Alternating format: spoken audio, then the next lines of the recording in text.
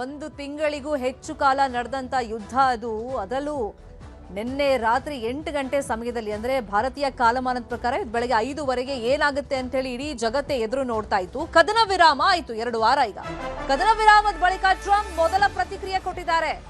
ವಿಶ್ವ ಶಾಂತಿಗೆ ಇದೊಂದು ಮಹತ್ವದ ದಿನ ಅಂತ ಹೇಳಿ ಟ್ರಂಪ್ ಹೇಳ್ಕೊಂಡಿದ್ದಾರೆ. ಇನ್ನು ಮುಂದೆ ಮಧ್ಯಪ್ರಾಚ್ಯದಲ್ಲಿ ಸುವರ್ಣ ಯುಗ ಶುರುವಾಗುತ್ತೆ. ಇರಾನ್ ಶಾಂತಿ ಬಯಸಿದೆ, ಯುದ್ಧ ಸಾಕಾಗಿದೆ ಅಂತ ಹೇಳಿ ಕದನ ವಿರಾಮದ ಬಳಿಕ ಟ್ರಂಪ್ ಮೊದಲ ಪ್ರತಿಕ್ರಿಯೆಯನ್ನ ಕೊಟ್ಟಿದ್ದಾರೆ. ಇಷ್ಟಿನ ಡೆಡ್ಲೈನ್ ಮೇಲೆ ಡೆಡ್ಲೈನ್ ಕೊಡ್ತಾ ಇದ್ರು. ಫೈನಲ್ ವಾರ್ನಿಂಗ್ ಅನ್ನೋ ರೀತಿಯಲ್ಲಿ ಒಂದು ಟೈಮ್ ಅನ್ನ ಫಿಕ್ಸ್ ಮಾಡಿ ಡೇಟ್ ಅನ್ನ ಅನೌನ್ಸ್ ಮಾಡಿದ್ರು. ಸೊ ಈಗ ಇರಾನ್ ಕೂಡ ಸಂಧಾನಕ್ಕೆ ಬಯಸಿದೆ, 10 ಕಂಡೀಷನ್ಸ್ ಅನ್ನ ಹಾಕಿದೆ. ಹಾಗಾಗಿ ಮಧ್ಯಪ್ರಾಚ್ಯದಲ್ಲಿ ಇನ್ನು ಮುಂದೆ ಸುವರ್ಣ ಯುಗ. ಇರಾನ್ ಶಾಂತಿ ಬಯಸಿದೆ ಅಂತ ಟ್ರಂಪ್ ಹೇಳ್ಕೊಂಡಿದ್ದಾರೆ. ಹರ್ಮೂಜ್ನಲ್ಲಿ ಇರಾನ್ಗೆ ಅಮೆರಿಕ ಸಹಾಯ ಮಾಡುತ್ತೆ, ಹರ್ಮೂಜ್ನಿಂದ ದೊಡ್ಡ ಮೊತ್ತ ಗಳಿಸಲಾಗುವುದು. ಇನ್ನು ಇರಾನ್ನ ಪುನರ್ ನಿರ್ಮಾಣಕ್ಕೂ ಕೂಡ ಹಣ ಬಳಕೆ ಆಗುತ್ತೆ. ಅಂದು ಶಿಲಾಯುಗದ ಎಚ್ಚರಿಕೆಯನ್ನ ಟ್ರಂಪ್ ಕೊಟ್ಟಿದ್ರು. ಈಗ ಸುವರ್ಣ ಯುಗ ಶುರುವಾಗುತ್ತೆ ಅಂತ ಹೇಳಿ ಟ್ರಂಪ್ ಕದನ ವಿರಾಮದ ಬೆನ್ನಲ್ಲೇ ಮೊದಲ ಪ್ರತಿಕ್ರಿಯೆಯನ್ನ ಕೊಟ್ಟಿದ್ದಾರೆ. ವಿಶ್ವ ಶಾಂತಿಗೆ ಮಹತ್ವ ದಿನ ಅಂತ ಹೇಳ್ಕೊಂಡಿದ್ದಾರೆ.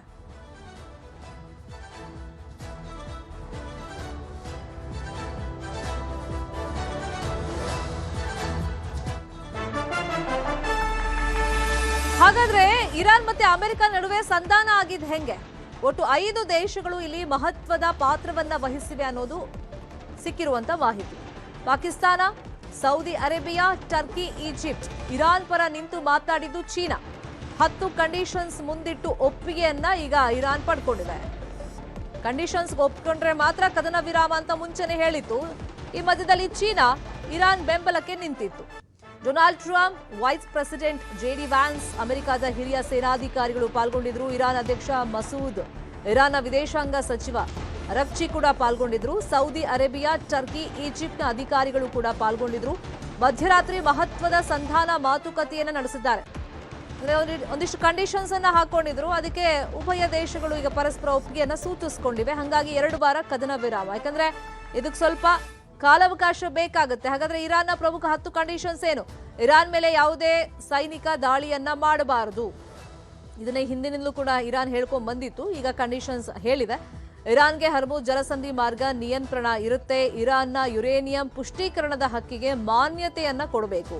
ಹಾಗೇನೆ ಅಮೆರಿಕ ವಿಧಿಸಿರುವಂತ ಆರ್ಥಿಕ ನಿರ್ಬಂಧಗಳನ್ನ ರದ್ದು ಮಾಡಬೇಕು. ಇತರೆ ದೇಶಗಳಿಗೆ ಒತ್ತಡ ಹಾಕುವಂತ ನಿರ್ಬಂಧವನ್ನು ಕೂಡ ತೆಗಿಬೇಕು ಅಂತ ಕಂಡೀಷನ್ಸ್ ಹಾಕಿತ್ತು. ಇನ್ನು ಯುಎನ್ ಭದ್ರತಾ ಮಂಡಳಿಯ ನಿರ್ಣಯಗಳನ್ನ ರದ್ದು ಮಾಡಬೇಕಾಗುತ್ತೆ. IAEA ಮೇಲ್ವಿಚಾರಣಾ ನಿರ್ಬಂಧಗಳನ್ನ ಕಡಿಮೆ ಮಾಡಬೇಕು. ಇನ್ನು ಯುದ್ಧದಿಂದಾದಂತ ಹಾನಿಗೆ ಅಮೆರಿಕ ಹಣ ಪಾವತಿ ಮಾಡಬೇಕು. ಇದನ್ನಂತೂ ಡೇ 1 ಇಂದ ಕೇಳ್ತಾ ಇತ್ತು ಇರಾನ್. ಈಗ ಅಮೆರಿಕಾನೇ ಕಾಲ್ ಕೆರ್ಕೊಂಡು ಜಗಳಕ್ಕೆ ಬಂದಿರೋದು, ಅಂದ್ರೆ ಯುದ್ಧವನ್ನ ಆರಂಭ ಮಾಡಿರೋದು. ನಮಗೆ ಸಾಕಷ್ಟು ಹಾನಿಯಾಗಿದೆ, ಅದರ ಸಂಪೂರ್ಣ ನಷ್ಟವನ್ನ ಭರಿಸ್ಕೊಡ್ಬೇಕು ಅಂತ ಹೇಳಿತ್ತು. ಅದಕ್ಕೂ ಕೂಡ ಅಮೆರಿಕಾಗೆ ಓಕೆ ಅಂದಿದೆಯಂತೆ. ಇನ್ನು ಕೊಲ್ಲಿ ರಾಷ್ಟ್ರಗಳಿಂದ ಅಮೆರಿಕ ಸೇನೆಯನ್ನ ಹಿಂಪಡೆಯೋದು, ಲೆಬನಾನ್ನಲ್ಲಿ ಹೆಜ್ಬುಲ್ಲಾ ಮೇಲೆ ದಾಳಿಯನ್ನು ನಿಲ್ಲಿಸಬೇಕು. ಹೀಗೆ 10 ಪ್ರಮುಖ ಕಂಡೀಷನ್ಸ್ ಅನ್ನ ಇರಾನ್ ಅಮೆರಿಕ ಮುಂದೆ ಇಟ್ಟಿತ್ತು. ಇದನ್ನೆಲ್ಲ ನಾವು ಫುಲ್ಫಿಲ್ ಮಾಡ್ತೀವಿ, ಹಾಗಾಗಿ 2 ವಾರ ಟೈಮ್ ಕೊಡಿ ಅಂತ ಅಮೆರಿಕ ಕೇಳ್ಕೊಂಡಿರೋದು. ಇನ್ನು ಅಮೆರಿಕ ಇರಾನ್ ಮಧ್ಯೆ ಯುದ್ಧ ವಿರಾಮ ಘೋಷಣೆಯಾಗಿದೆ, ಅಂದ್ರೆ ಕದನ ವಿರಾಮ ಘೋಷಣೆಯಾಗಿದೆ. ಕೆಲವೇ ಗಂಟೆಗಳಲ್ಲಿ ತೈಲ ಬೆಲೆಯಲ್ಲಿ ಭಾರಿ ಇಳಿಕೆ ಆಗಿದೆ. $117 ಇದ್ದಂತ ಬ್ಯಾರೆಲ್ ತೈಲ ಬೆಲೆ ಈಗ 91ಕ್ಕೆ ಇಳಿಕೆ ಆಗಿದೆ. ಕೋವಿಡ್ ಸಮಯದ ನಂತರ ಅತಿ ದೊಡ್ಡ ಕುಸಿತ ಆಗಿದೆ. ಹರ್ಮುಜ್ ಜಲಸಂಧಿ ಓಪನ್ ಹಿನ್ನೆಲೆಯಲ್ಲಿ ತೈಲ ಬೆಲೆ ಇಳಿಕೆ ಕಾಣಿಸ್ತಾ ಇದೆ. ಈಗ ಯುದ್ಧದ ಸಂದರ್ಭದಲ್ಲಿ ನಾವು ನೋಡಿದ್ವಿ, ಜಾಗತಿಕವಾಗಿ ಅಭಾವ ಉಂಟಾಗ್ತಿತ್ತು, ಮತ್ತೆ ಬೆಲೆ ಏರಿಕೆಯನ್ನ ಮಾಡಲಾಗ್ತಾ ಇತ್ತು. ಯಾವಾಗ ಈಗ ಹರ್ಮುಜ್ ಓಪನ್ ಮಾಡಬೇಕು ಅನ್ನೋದು ಕೂಡ ಒಂದು ಕಂಡೀಷನ್ ಆಗಿತ್ತು. ಅದು ಓಪನ್ ಆಗ್ತಾ ಇದ್ದಂಗೆ ಕೋವಿಡ್ ಸಮಯದ ನಂತರ ಅತಿ ದೊಡ್ಡ ಕುಸಿತ ತೈಲ ಬೆಲೆಯಲ್ಲಿ ನಾವು ಗಮನಿಸ್ತಾ ಇದ್ದೀವಿ. ಕದನ ವಿರಾಮ ಆಗ್ತಾ ಇದ್ದಂಗೆ ಈಗ ಸಾಕಷ್ಟು ವ್ಯತ್ಯಾಸಗಳನ್ನ ಎಲ್ಲಾ ವಲಯಗಳಲ್ಲೂ ಕೂಡ ನಾವು ಗಮನಿಸ್ತಾ ಇದ್ದೀವಿ. ಇನ್ನಷ್ಟು ಸುಧಾರಣೆ ಕಾಣಬೇಕು ಅಂತಂದ್ರೆ ಇನ್ನೊಂದು 2 ವಾರ ಅಂತೂ ಹಿಡಿದೇ ಹಿಡಿಯುತ್ತೆ. ಅಟ್ಲೀಸ್ಟ್ 1 ವಾರನಾದ್ರೂ ಬೇಕಾಗುತ್ತೆ. ಹರ್ಮುಜ್ ಓಪನ್ ಆಗ್ತಾ ಇದ್ದಂಗೆ ಜಲಸಂಧಿ, ಈಗ ತೈಲ ಬೆಲೆ ಗಣನೀಯವಾಗಿ ಇಳಿಕೆ ಆಗ್ತಾ ಇದೆ. ಮತ್ತೆ ಯುದ್ಧದಲ್ಲಿ ಅಮೆರಿಕ ಇನ್ವಾಲ್ವ್ ಆಗಿದ್ರಿಂದ ಚಿನ್ನ ಮತ್ತೆ ಬೆಳ್ಳಿ ದರ ಕುಸಿತ ಆಗಿತ್ತು.